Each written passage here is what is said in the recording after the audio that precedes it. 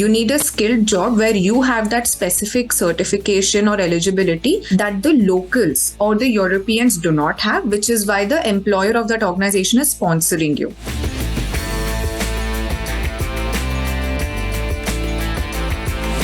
Let's start with this interview with your background. So can you walk me through your journey of your bachelor's to your master's and your job right now? Okay. Thank you, Tanma, first of all, for having me over. Not too much of a trouble, really. If I'm able to offer any valuable inputs to the aspirees out there, I would want to contribute to that. To answer your question, I'm a mental health professional by my background. I've done my graduation, Bachelor of Arts, specializing in psychology, and then I did my master's MSc in forensic mental health, which in layman's terms is the female protagonist from Silence of the Lambs. That's usually how I explain people what forensic mental health is. And I completed my master's from Nottingham Trent University, which is a couple of hours or so from London. As of now, I'm working as a psychologist on consultant basis with a corporate organization and doing some other upskilling courses on the side. So while you were staying in the UK, so were you doing any internships, and what is the scene like for internships in the UK? Because there's not much knowledge about it. So when it comes to part-time jobs, there's no dearth of opportunities on that front. However, whether or not it's related to the field is something the university's placement cell can help you out with. So every university has, it's a norm that they have this placement cell. Ideally, the placement cell is for undergrads and postgrads who are close to completing their course and are looking to jumpstart their career with the various organizations out there. However, if you are interested in pursuing an internship or part-time related to your course, the placement cell and the student union within your university, which is there in literally every university in the UK, will be able to support you to that end. There may be some limitations because for me personally, forensic mental health, through the placement cell, I couldn't get a lot of options. However, my course mates of my course, they were pursuing their own part-time job within hospital settings or within correctional facilities like prison settings, for example. So through them, I was able to get a part-time job related to my field. Also, there is a belief that it's very tough to get jobs in the UK. We've always heard it that if you go to the UK, you can study there, but you might not be able to settle there with a proper job which is providing for your life completely. So the thing is, up until I think 2010 or 2012, I don't remember the exact year, but up until that timeline, the visa that students get in order to pursue education in the UK, the student visa that you get would give you about 2 to 4 years after the completion of your course to still stay in the country. And that is a good amount of time for one to upskill on their experience and find a job that qualifies you to remain in the country, not just a minimum wage job. However, of late, in the recent past, and including the time that I went to pursue my master's, the clause for the student visa was such that we were given only 4 months beyond the course timeline. So if the course timeline is 1 year, then 1 year, 4 months is the duration for which we get the student visa. Now, what happens is that in order to remain in the country, beyond your student status, one needs to get a job which is qualified enough for employers of the UK to sponsor you. So it can't happen with any minimum wage job, because for a minimum wage job, you don't need any skills, which means literally anyone can do it.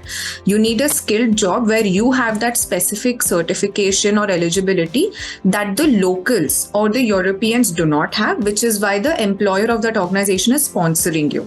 That becomes really difficult because when you complete your master's, you are trained in that particular field, but you don't have any specialization over and above that. The specialization happens either after your master's or as you are gaining work experience. So it becomes really difficult within that 4 months to justify that as a foreign national, you have the education credentials as well as the level of expertise that the Brits and the Europeans don't have. that because it's a very short timeline. UK is quite an expensive country to be in. So how did you True. budget yourself while you were staying there and studying there? Okay. So first of all, I think one criteria that students or aspirees can consider is London and outside of London. London is the most expensive to live in. You can take it for granted that if you choose a university outside of London, your expenses, including your tuition fee, the house rent, as well as any living expenses that you would have, will half automatically anywhere outside of London. And the amount is almost double for all of these three if you live within the city. So that is one criteria that people can use to decide whether they want to study within London city or outside of London. I would say that it's the university and the course you're applying for that matters. So Russell brand universities are not a must-have, honestly speaking.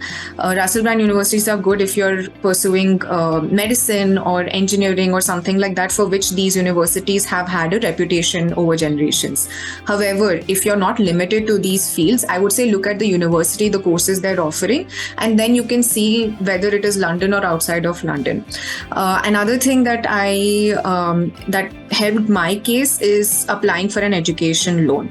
So what happens then is that if you're applying for an education loan in India, they take care of the tuition fee at the very least. They also take care of your living expenses partly, and that also includes things like access to educational services within the UK, or access to laptop and other tools that you need in order to pursue your education. So there's a direct tuition fees. There are tools that aid your education during that stay, and part of the living expenses that is taken care of by the education loan.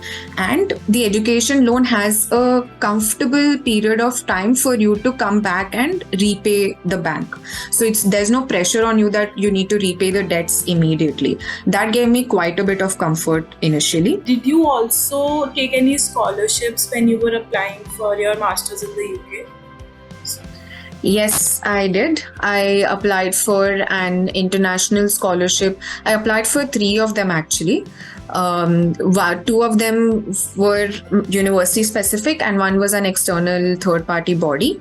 I got one of those 3 scholarships, which is the international scholarship that covers about a quarter percentage of the tuition fee. So what are your learnings from going abroad and studying there, and what tips can you give to the aspirants so that their journey can be easier? Go in with an open mind, right? And when you do that, quite obviously the education system in any other country would be different from the one that we are used to. I wouldn't go as far as to say one is good, one is bad. I do have my views about it, but that's a different context. What I would say right now is that yes, the university life itself in any other country is going to be quite different. Experience that. That's what you went there for. So definitely utilize it. Go to the library, access the various departments there are to access. Hell, they even have a gym within the university that you can use using your student ID with either no extra charge or maybe like £1 or £2, a month, which is very nominal, I would say. So experience all of that. Experience what the classroom setting has to offer to you when it comes to your education. I would also urge each of you who might be viewing this video to have the same kind of approach towards non-university life. And I cannot stress on this enough. I have learned so much from just the experience of being out there, which is not just limited to me going to my classes or doing my assignments, but literally everything that came with it, right? So I would say that my learning was just as much outside of the university as it was within the university setting. It has taught me so much about myself. My parents have this inside joke where they say that you came back a changed person, which I think it's like downplaying the importance of the transition I've had. But it's certainly like that 1 year, 4 months period sort of probed me to really understand myself, learn about myself, understand the world right? There is so much going on over there. It can fill you with this sense of awe almost.